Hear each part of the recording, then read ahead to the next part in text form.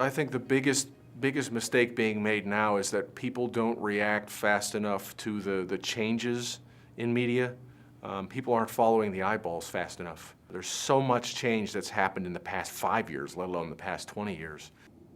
Too many layers, too many, I think, directions they want to take a message for, or two, it's maybe not staying on message or on point. Not understanding the target market, or presuming that they know more about the target market and they don't have to do the research in order to understand them. And the eyeballs are moving. A lot of clients hire ad agencies because of their name, because of their, oh, they've been the longest around in the business, but they don't realize that an ad agency is typically 4 people that work on your account. You know, you got a great account exec, an art director, a writer, maybe a creative person that oversees the whole thing. And even though that agency may have 100 people, those are the only 4 that are going to be doing your account. The internal fight often seems to be within the legal department and the marketing department and the advertising department, and trying to square that away so that you can be forthright is important. I mean, personally, I think it's best to always say something rather than say nothing, you know, say something rather than do a no comment, and always be truthful. I mean, at the end of the day, just as a reporter, if I felt that the company had always been truthful with me about how its product performs, about how the business does business, I would then give them the benefit of the doubt. You know, I have a 13-year-old son, and it's like, you can't get anything past them. I mean, it's like they see right through it. They know when something's hokey. They know when something's, like, not authentic, when it's not, like, really cool, or if it's just pretending to be cool. So it's like, I think it's really knowing the market and knowing what's really out there and just really paying attention. Number one, they're a little heavy-handed in the sales process. You know, they want the sales message to come across a little too heavy, and in today's world, you can't do that. It has to be a more authentic process. And secondly, perhaps I've seen businesses not give the customer enough credit for having an intuitive process of their own to figure things out. I think the biggest problem business makes and they have to deal with on a constant basis is that is it more important for to address their audience or 5 or 6 people down the hall. And that's just, that's been since the beginning of time. I mean, everyone has a job, everyone likes to keep their job, everyone has bosses, and so, you know, often it's created with that influence a little too strong.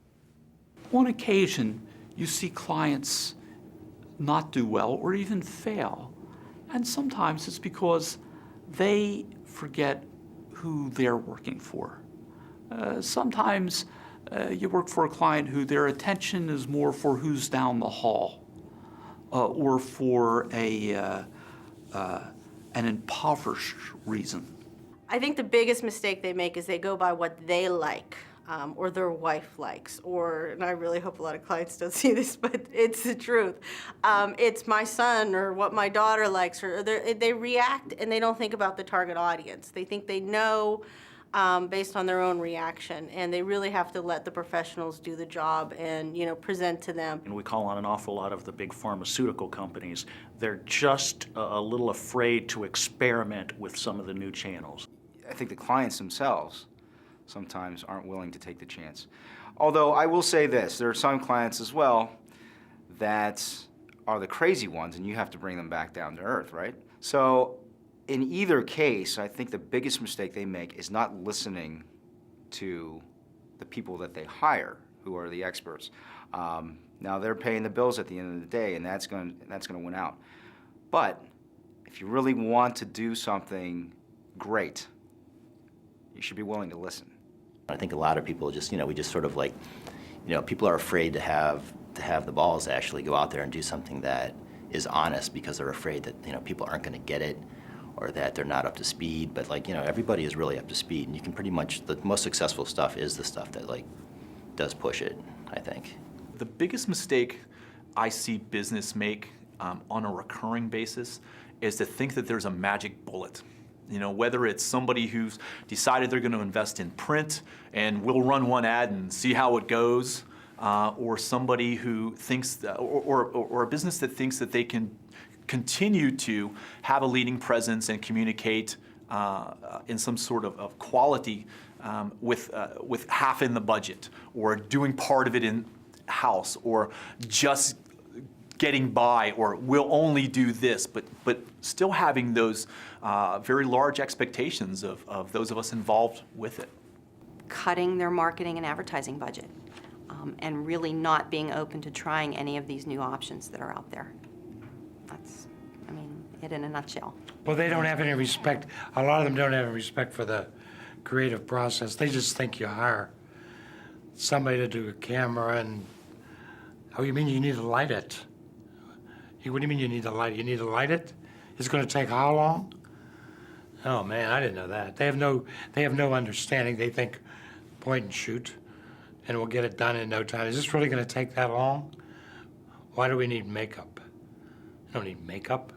I think that the biggest mistake I've seen with the wide variety of clients that we've worked with is that you have really good clients that utilize you as a partner. They give you a seat at the table. They're engaging you in the overall strategic vision of what it is they want to accomplish. And the ones that utilize you as a vendor, that they're just ticking off a box. They don't know this, but they're very challenged to understand who they are and, more importantly, who they need to be to those target audiences. Because there's inbred bias, daily opinion polls at the water cooler. They just have too much head trash about who they are, what they do, how they go about their business, those kinds of things. So they really can benefit significantly from dialogue with an outside party who's at a 70,000-foot level, breathing clear air with a clean vision of who they need to be and what they need to do to get there. We make a mistake by not sharing that information with them, by not preparing them, by not saying, we did it this way because your target audience reacts to blue, or your target audience reacts well to these key phrases. But we have to kind of keep it back to that audience, and I think a lot of times they forget about that. So I think that people believe that they've got more answers than they do. And what I see is people hiring people to do jobs and not letting them do them. And I don't see people standing up for that, standing up to saying, look, I know this is right. I believe in this. And you know, there you have it. Sure, that they know how to do PR. It's simple. And they know how to do creative. They get it. Because they have a cousin that used to do it. You know, right?